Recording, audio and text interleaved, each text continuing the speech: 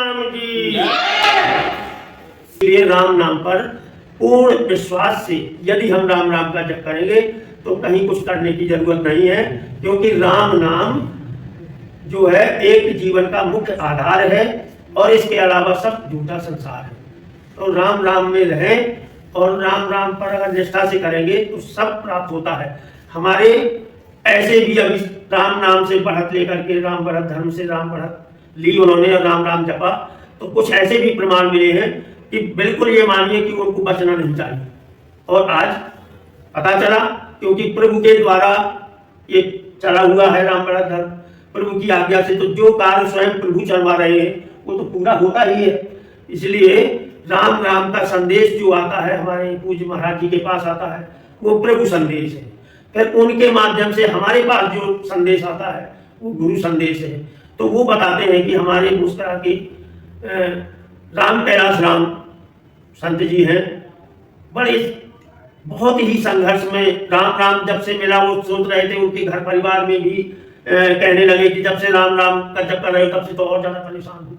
तो बहुत उन्होंने परेशान हुए और संघर्ष किया, जहां तक कि उनकी निष्ठा भी दिखने लगी। तो प्रभु कृपा हुई, बताया कि भैया राम राम का सहारा ना छोड़ो, क्योंकि ये दुख सुख तो आते जाते हैं, पूर्व जन्मों के ही कर्मों के ये हम सुख दुख भोगते हैं। प्रारब्ध की जो रचना होती है वो हमारे ही कर्मों से होती है। तो कर्मों का ये प्रारब्ध है जो भोग कर ही करता है। अगर आप सोचें कि दूसरा आदमी सुखी है, वो राम राम नहीं कर रहा और हम राम राम कर रहे हैं तो हम दुखी हैं, तो वो सुख भोग रहा है अपने पूर्व सुकृत का। और जब वो सुकृत रूपी पुण्य उसके समाप्त हो जाएंगे, तो यदि अगर उसके पास कोई पाप कर्म नहीं होंगे पूर्व जन्मों के तो कोई बात नहीं है, और नहीं वो आएंगे और उनको भोगना पड़ेंगे, कोई उपाय नहीं है। लेकिन राम राम से कट जाता है, यहाँ तक कि अकाल मृत्यु टलते देखी है। प्रभु ने बताया, बाद में बताया उन्होंने कि ये राम कैलाश राम अगर राम नाम की बढ़त न पाए होते, राम नाम रूपी संजीवनी न पाए होते, तो आज यहाँ पर होते नहीं। और अब इनका कट गया है, जो भी थे संकट चले गए हैं, अब आगे भविष्य में इनको सुख ही सुख मिलेगा। वो कटने के बाद चले जाते हैं, समाप्त हो जाते हैं। तो राम राम करने से हमारे पापों का भी नाश होता है। पूर्व जन्मों के पापों का केवल प्रायश्चित करना है, तो प्रभु का सुमरन है, बिना सुमरन के कोई उपाय नहीं है। क्योंकि कालभूषण जी भी कहते हैं कि निज अनुभव अब कहूं खगेशा, कि हे पक्षीराज गम, मैं अपने कथा तो सुनाई राम की, हमने राम जी की कथा हो गई, अब मेरे अनुभव की बात सुनो। संत अनुभव बताते हैं, तो मैं अनुभव की बात बताता हूँ कि निज अनुभव अब सुनो खगेशा, अब बिन हरि भजन न जाए कलेशा। अगर क्लेशों का समापन करना है, कष्टों को दूर करना है, पापों को नष्ट करना है, तो आपको बिना भजन के कोई उपाय नहीं मिलेगा। केवल राम राम का सुमरन करना ही सार है। तो राम राम करने से हमारी ये भौतिक जगत में, क्योंकि हम लोग गृहस्थ हैं, तो गृहस्थ में रीति से चलना पड़ेगा। तो रीति से आप संसार में रहिए, चलाइए, और प्रीति से आपको भगवान पर आप सुमरन करना पड़ेगा। भगवान का सुमरन करिए प्रीति से, संसार को आप विधि से रीत से चलाइए, क्योंकि यहाँ पर आप किन्हीं न किन्हीं कर्मों से, पूर्व कर्मों से आज परिवार के रूप में एकत्रित है। कोई पिता है, कोई पुत्र है, कोई भाई है, कोई बहन है, कोई माता है। इस प्रकार से पति पत्नी है, सब अपने पूर्व कर्मों के आधार पर आज रिश्ता बना हुआ है। और अगले जन्म में फिर कहाँ जाना है ये भी पता नहीं है। तो यहाँ कर्मों का भोग करते हैं, क्योंकि कभी कभी क्या होता है, पुत्र कष्ट देता है पिता को, कभी पत्नी भी पति को कष्ट देती है। तो अब यहाँ समझने की जरूरत है, ये भजन मार्ग है, इसमें प्रभु पर प्रेम बना रहे, निष्ठा बनी रहे, और ये जो है उस पर आपको क्रोध नहीं करना है, प्रीति पूर्वक उसको राम राम करते हुए सहन करना है। क्योंकि वो एक कर्मों का एक छोटी सी कहानी है कि एक ब्राह्मण थे, बहुत ही सात्विक ब्राह्मण, और एक राजा के यहाँ मंदिर में वो पूजा करने लगे। राजा महाराज को भी वो ब्राह्मण देवता सही आचरण के लगे, तो उन्होंने पुजारी बना दिया। 20 साल तक उन्होंने पूजा की, और 20 साल तक उन्होंने कोई मांग नहीं की राजा से। तो राजा भी प्रसन्न थे। और 20 साल के बाद राजा की कोई उस समय संतान नहीं तो संतान एक पुत्र हुआ। पुत्र होने के बाद जब एक ही राजा का पुत्र है तो प्रसन्नता होगी, राजा महाराजा खूब धन धान खर्च किया, उन्होंने खुशियां मनाई। इसके बाद धीरे धीरे अच्छी शिक्षा दी, फिर शादी योग हुआ तो उसकी शादी हुई। तो राजकुमार था, राजा का लड़का था, तो किसी राजकुमारी से ही शादी हुई उसकी। शादी होने के बाद वो राजकुमारी बहू बनकर आई। अब क्या होता है कि पहले दिन जब शादी में आती है वो, तो वो शयन कक्ष में जाती है पति के, तो वहां बहुत ही दिव्य तलवार रखी हुई थी। तलवार भी हीरो मोतियों से जड़ी हुई। तो उसको ये आकर्षण हुआ, उसने उसको हाथ से उठाया, निकाला। जैसे ही उसको निकाला तो इतनी चमक थी उसमें कि वो उसके हाथ से छूट जाती है, और छूटने के बाद वो सीधे पति के गले में पड़ती है। तो वो राजकुमार अब गला कट गया, मर गया। अब वो दोनों थे, किसी ने देखा नहीं, देखने वाले परमात्मा है, लेकिन उन्होंने कुछ नहीं देखा।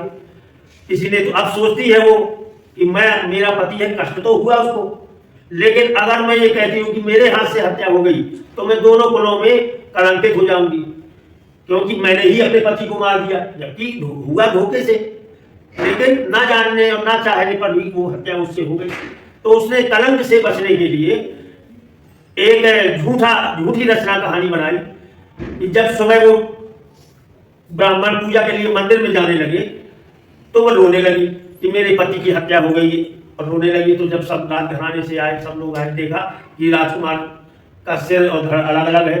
तो देखा, सब लोग व्याकुल हुए और पूछा क्या हुआ, कैसे हुआ। तो उन्होंने कहा कोई इसकी हत्या करके चला गया। कौन था? बोले देखा नहीं मैंने कौन था, लेकिन इधर को मंदिर को जाता हुआ गया है। एक इशारा उससे मंदिर की ओर कर दिया। मंदिर में केवल पुजारी कोई ब्राह्मण थे और कोई था नहीं। राजा का वो शासन उन्होंने देखा, कुछ नहीं, और जो उसने कहा वही मान करके सिपाहियों को भेजा। उधर देखा तो वही ब्राह्मण था, ब्राह्मण को पकड़ के ले आए। वहां बताया कि महाराज यहाँ तो ब्राह्मण के अलावा कोई है नहीं, तो इसी ने हत्या की है, तो उसको सजा बोल दी। अब सजा की ब्राह्मण है तो मैं इसकी फांसी की सजा नहीं दे सकता, लेकिन इसने जो है जिस हाथ से हत्या की है उस हाथ को इसको काट दिया जाए और देश से बाहर निकाल दिया जाए। तो उस राजकुमार ब्राह्मण का हाथ काट करके और देश से बाहर निकाल दिया जाता है, यह उसको दंड मिलता है। अब थी झूठी कहानी, सत्यता क्या थी वो प्रभु जानते हैं, और वो राजकुमारी जानती थी, पत्नी जानती थी। ब्राह्मण निकल गया, ठीक है, उसने राजा को मन में मति मानकर समझ कर चला गया कि हाँ दंड तो मिल ही गया था, जंगल में निकल गया, फिर दूसरे क्षेत्र में घूमने लगा।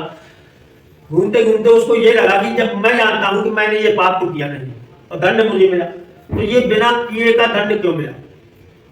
कहते हैं ना कि कर्म का ही फल मिलता है, जब कर्म ही नहीं किया तो इसका दंड क्यों मिला? तो वो इस खोज के लिए निकलता है कि कहीं कोई इतना बड़ा ज्योतिषी विद्वान संत ब्राह्मण कोई मिले, उसे पूछूंगा कि मुझको किस पाप की सजा मिली, मैंने तो ये पाप किया नहीं।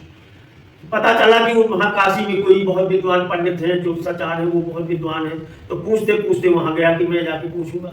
उस समय वो आचार्य कहीं बाहर गए हुए थे, पत्नी घर में मिलती है। तो उन्होंने कहा कि मैं आचार्य जी से मिलने आया हूँ, कहाँ है? तो पहला स्वागत वो गालियों से करती है, पति को भी गालियां सुनाती है, उसको भी सुनाती है, इतनी कर्कशा थी वो। तो वो सोचते हैं कि इतने विद्वान आचार्य की पत्नी इतनी कर्कशा। तो अब वो अपना प्रश्न भूल के सोचते हैं ब्राह्मण आ जाएंगे तो मैं सबसे पहले तो यही पूछूंगा कि आपने कौन सा ऐसा कार्य किया है कि जो तुम्हें ऐसी पत्नी मिली। थोड़ी देर में इंतजार करते हैं, वो आ जाते हैं बाहर से। आचार्य जी से मिले, वो बड़े ही सरस विद्वान थे। उन्होंने उनका आदर सत्कार किया, बिठाया। वो उसने जल भी पिलाया, तो कई गालियां सुना करके जल पिलाया। अब वो शांत बैठा रहा। बोले, उन्होंने आचार्य जी ने पूछा, बताइए ब्राह्मण देव कैसे आए? तो उन्होंने बताया कि ये मेरा हाथ कटा हुआ है, ऐसी ऐसी कहानी हुई है, और मैंने तो किया नहीं था, लेकिन ये मुझे दंड मिला है। तो ये क्यों दंड मिला, मुझे ये देखना था कि मैंने ऐसा कौन सा कार्य किया है। तो उन्होंने, उनको ज्योतिष का बहुत अच्छा ज्ञान था, वो आगे पीछे का सब देखते थे। तो उन्होंने बताया। तो बोले, पहले तो ये बताओ कि मेरा तो ठीक है, लेकिन पहले अपना बताओ कि तुम्हारी पत्नी तुम्हें इतना सजा रही है और आप बिल्कुल शांत सुन रहे हो, कुछ नहीं बोल रहे हो। पहले तो आप यही प्रश्न तैयार हो गया है कि इसको बताइए कि आपके साथ क्या हुआ। तो बोले अच्छा सुनो आप, कि बोले ये सब कहानी पूर्व जन्म की है। पूर्व जन्म में ये जो है गाय थी, अब मैं कौवा था। पूर्व जन्म की कहानी बताते हैं आचार्य कि मैं कौवा था, ये गाय थी, और इस गाय को एक कोई घाव हो गया था। कौवा का स्वभाव जानते हो, तो कौवा का स्वभाव के अनुसार वो जानबूझकर वो घाव को ही कुरेदता था। अब जब घाव को कुरेदा जाएगा तो उसको दर्द होता था, तड़पती थी गाय, तो गाय जो है परेशान होकर भागती थी, और वो कौवा मानता नहीं था। कौवा जो है उसको चोट पहुंचाता था, तो उसकी वजह से कौवा के डर से वो भीतर घुसी रहती थी, भूखी रहती थी, कहीं छाया यहाँ ये ना आवे, और भोजन तक नहीं कर पाए। और कौवा जो है अनायास वहीं जाता था। तो एक दिन उसने सोचा कि भूखी रहूंगी तो मर जाऊंगी, कहीं जाए। तो रात में गई, वो रात में जंगल में जाती है कि कौवा दिन में आएगा, ये देख ही ना पाए। तो 10-20 मील दूर जाकर के गंगा जी के किनारे गाय पहुंच गई। वहां की कौवा यहाँ नहीं आएगा, और वहां चलने लगी, पानी पीने लगी। लेकिन उधर क्या होता है कि वो कौवा ढूंढता है गाय को, उसको तो गाय की लगन लगी थी, और ढूंढते ढूंढते वहां भी पहुंच जाता है। तो जब वहां पहुंचता है तो अब वो गाय को फिर परेशान करता है। तो गाय सोचती है इससे पीछा छोड़ने के लिए और मैं सीधा प्राण दे दूं, तो वो धारा में, गंगा जी की धारा में चली जाती है, और कौवा की चोंच फंस गई उसी में, हड्डी में, तो वो भी निकल नहीं पाया। तो दोनों का बीच धारा में जाकर के दोनों डूब जाते हैं और दोनों मर गए। और मर गए तो गंगा जी के उसमें उनके प्राण निकले, तो अगला जन्म दोनों को मनुष्य का बना। तो बोले ये वही गाय जो थी वो आज मेरी पत्नी है, और जो कौवा था वो मैं हूं। तो वो उस जन्म का पूरा व्यवहार चुका रही है कि जितना मैंने सताया था उतना ही वो सता रही है। तो मुझे तो अब ये जानता हूं मैं, इसलिए मुझे सब सुनना है, क्योंकि मैंने उसको इतना पहुंचाया। कहने का मतलब कर्मों का फल तो सबको मिलता है। तो राम राम करने से हमारे पाप भी करते हैं, और जो कर्मों के भोग हैं वो भी कम होते हैं। कुछ भोग कर करते हैं, कुछ राम राम करके करते हैं। तो हमें राम राम पर निष्ठा रखना है, और निष्ठा के लिए तो ऐसा है कि जब तक समझेंगे नहीं उसके प्रभाव को, इसलिए राम महिमा कही जाती है। तो राम महिमा को कहने वाला तो कुछ है नहीं। थोड़ा जाने बिन न होए प्रतीति, बिन प्रतीत होए नहीं प्रीति, और प्रीति बिना नहीं भगत दृढ़ाई। तो ये कहा है कि पहले उसको राम नाम के महत्व परत्व को समझो, जानो कि राम में है क्या। जब जानेंगे तो विश्वास आएगा। जाने बिन न होए प्रतीति, विश्वास नहीं होता, और जब तक उसमें विश्वास नहीं होगा राम नाम में तो प्रेम नहीं होगा, और प्रेम नहीं होगा तो भक्ति कहां से हो जाएगी। तो भक्ति करना है, ये भक्ति मार्ग है। राम राम पर विश्वास रखना है, एक निष्ठ होना है। अब जैसे एक निष्ठ में ये, अब कोई कोई संत तो ऐसे हैं, विद्वान हैं, उनके अनुभव है, वैज्ञानिक है, उन्होंने शोध किया है, तो वो तो जब हरि की शरण में पहुंच गए तो वह भय तो रहता नहीं है, तो वो तो डंके की चोट में कहने लगते हैं कि दावा है हमारा ऐसा होगा।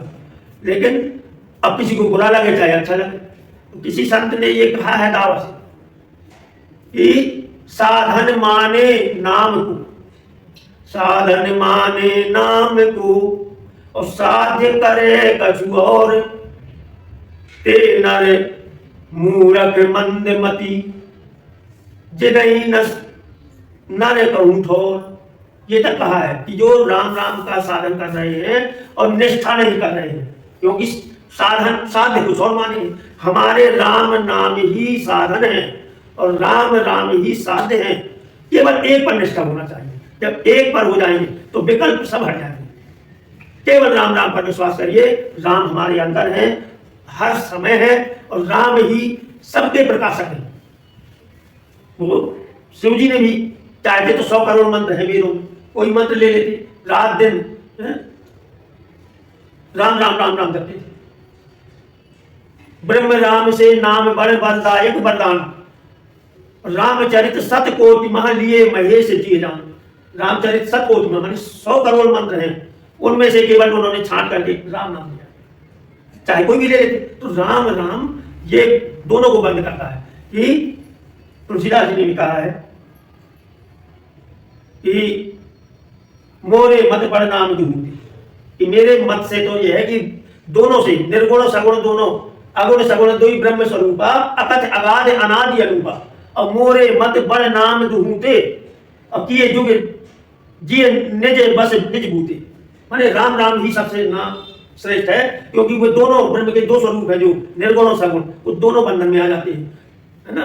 तो इसीलिए तो राम राम राम राम करके हमारे हनुमान जी ने राम को बस में कर लिया। सुमिर पवन सुत पावन नामू अपने बस का राखे रामू, तो राम ही राम करने से बस में हो गए। तो राम राम करने से ही सब कुछ हो जाता है।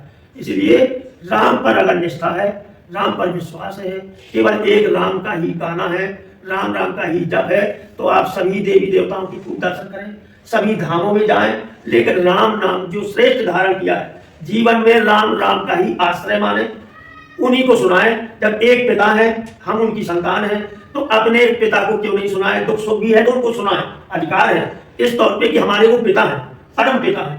तो परम पिता मान करके आप जो कुछ भी सुनाओ उन्हीं को सुनाओ, है ना। उनसे मांगो, दर दर न भटको, दर दर भटकने से वो नहीं मिलते हैं। राम राम रटे ते घटत अघ ओघ रोग, और राम राम रटे नर होत निष्काम है, और राम राम रटे बढ़ते तरु सुकृत को, और राम राम रटे नहीं होत कोई बाम है। माने राम राम अगर निष्ठा में है, राम राम एक है, संसार में आपका कोई कुछ बिगाड़ ही नहीं सकता है। पाप भी घटेंगे, पुण्य बढ़ेंगे, और आपका संसार में कोई कुछ नहीं बिगाड़ पाएगा, क्योंकि राम राम जपने वाले को, एक निष्ठ होने वाले को परमात्मा अपनी गोदी में बिठाते हैं, और गोदी में जब बैठ गए प्रभु की, तो फिर कौन कुछ बिगाड़ सकता है? कि राहु केतु की नाही गम्यता, संग शनिचर हो तो चेरो, और जानकी नाथ सहाय करें तो कौन बिगाड़ करे नर तेरो। जब राम राम तुम्हारी सहायता में है, तो फिर तुम्हारे राहु केतु के ग्रह दशा कोई कुछ नहीं कर सकते, सब अपने आप ठिकाने में आ जाएंगे, क्योंकि आपके राम है। बिना राम के वो कुछ है ही नहीं। वरदायक वरदान, राम नाम के प्रताप से ही सभी देवी देवता वरदान देते हैं। तुलसीदास जी ने रामायण में कहीं नहीं कहा कि तुम 33 कोटि देवताओं की पूजा करो। पूरी रामायण को आप पढ़ करके और समझें, अगर उसको ग्रहण करें, तो आप पूरी रामायण में तुलसीदास जी का यही संदेश है कि राम राम राम राम राम ही जपो, राम राम ही सुमरन करो।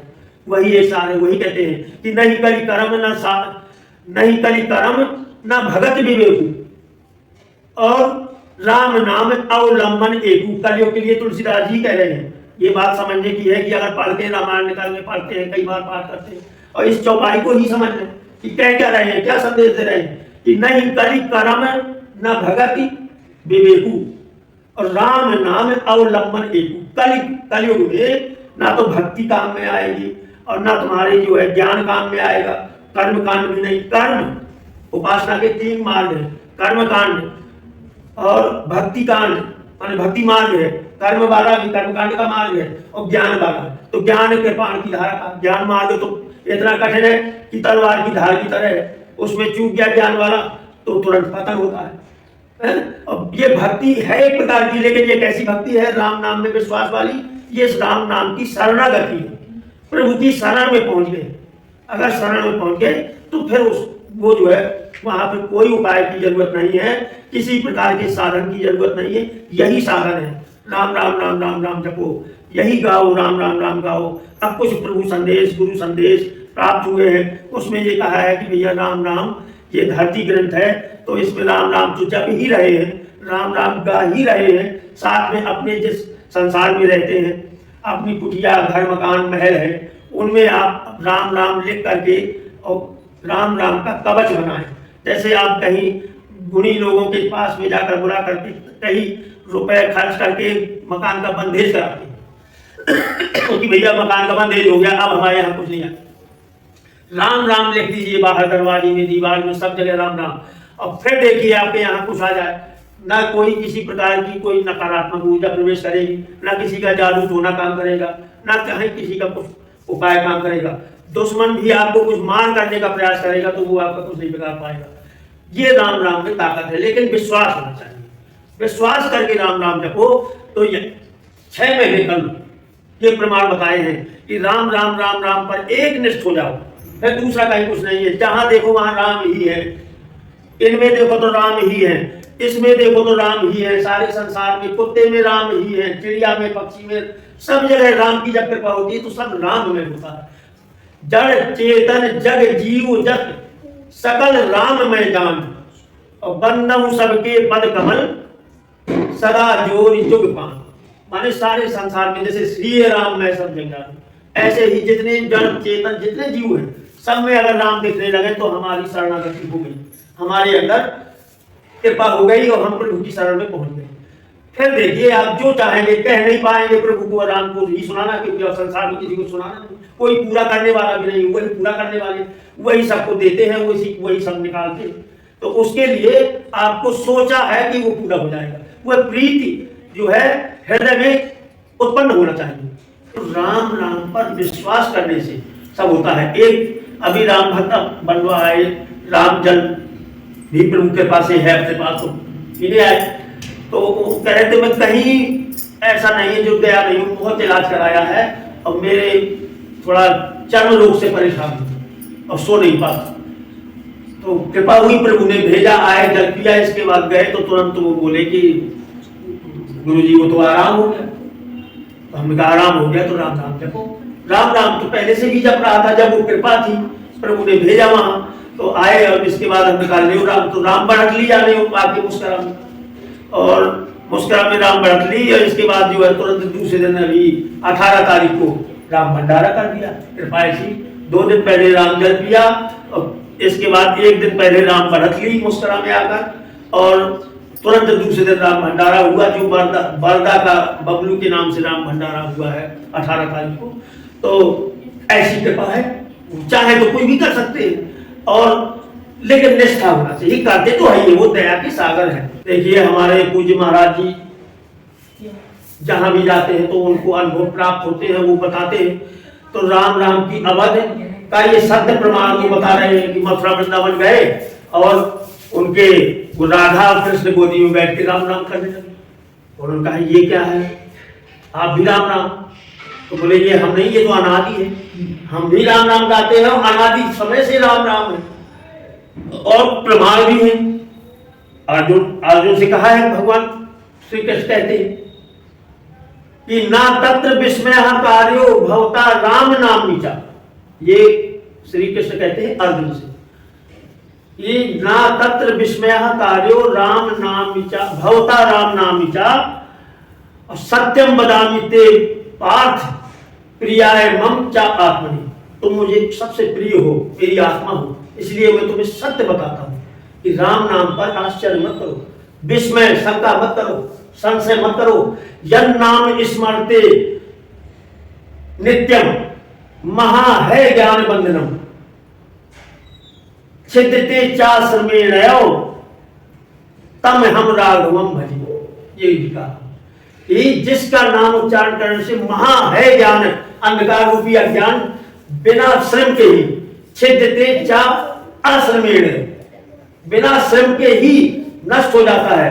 उस तम हम राघवम भजे, माने उस राघव को, राघवेंद्र सरकार राम राम को मैं भी भजता हूं। ये प्रमाण भी आया है, और सत्य प्रमाण गुरु जी गुरुदेव भगवान ने बताया। इधर राम बैठे, वो राधा कृष्ण बैठे और वो भी राम राम गा रहे थे। तो राम राम अवध है, अनादि है, ये आज हम आप नहीं गा रहे हैं, लेकिन कलयुग में यही श्रेष्ठ है। तो जो श्रेष्ठ है और जिसका फल तुरंत है उसको हम स्वीकार करें। राम राम की जय। अब थोड़ी एक भजन,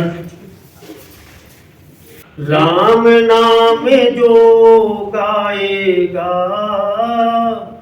राम नाम जो गाएगा जीवन में सुख पाएगा, जीवन में सुख पाएगा। राम नाम जो गाएगा जीवन में सुख पाएगा, राम नाम जो गाएगा जीवन में सुख पाएगा।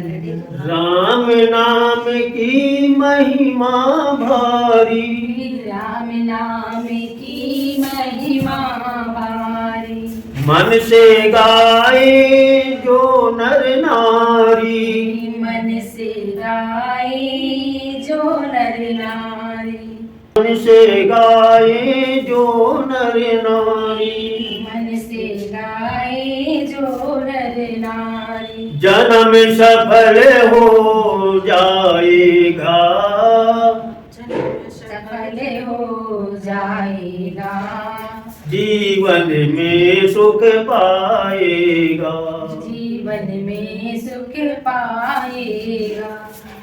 सहज भाव से सुमिरन कर ले, सहज भाव से सुमिरन कर ले, सहज भाव से सुमिरन कर ले, सहज भाव से सुमिरन कर ले, चंचल मन को निर्मल कर ले, चंचल मन को निर्मल कर ले, चंचल मन को निर्मल कर ले, चंचल मन को निर्मल कर ले, भव सागर तर जाएगा, भव सागर तर जाएगा, जीवन में सुख पाएगा, जीवन में सुख पाएगा।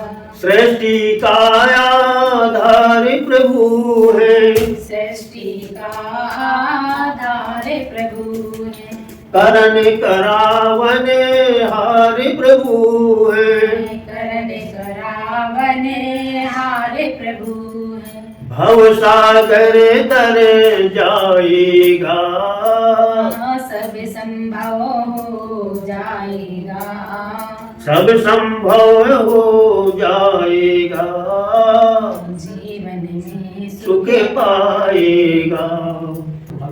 राम नाम जो गाएगा, राम नाम जो गाएगा, जीवन में सुख पाएगा, राम नाम है केवल अपना, राम नाम है केवल अपना, माया मोह जगत सब सपना, सब संभव हो जाएगा, जीवन में सुख पाएगा।